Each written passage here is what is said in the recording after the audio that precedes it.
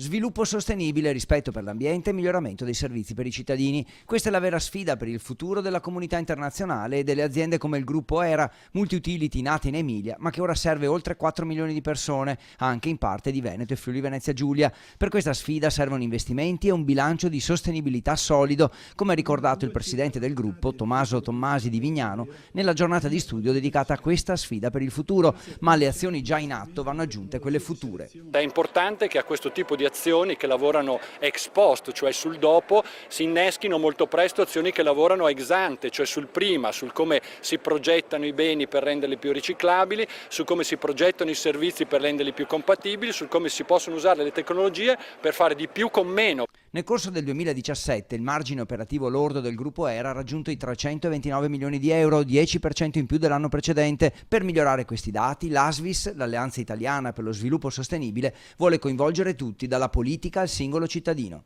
Lo slogan di questo festival è "Senza di te lo sviluppo sostenibile non c'è", ed è esattamente il messaggio che vorrei inviare a tutti voi. L'Emilia, come il Veneto, intanto ha chiesto più autonomia al governo anche sui temi ambientali. Noi abbiamo, tra le 12 competenze che abbiamo richiesto, ci sono quelle dell'ambiente e del territorio, perché vorremmo lì avere un po' di margine di libertà di manovra. Il professor Jeffrey Sachs della Columbia University ha avuto un ruolo importante nell'elaborazione degli obiettivi dell'agenda ONU, mentre Global Compact, espressione diretta delle Nazioni Unite, è un network di aziende come ERA che vogliono far rispettare il patto per l'ambiente. La sostenibilità è un modo per guardare avanti. La prospettiva dell'Agenda 2030 ci disegna anche un linguaggio comune condiviso a livello internazionale che ci dice cosa possiamo fare per andare per questa strada.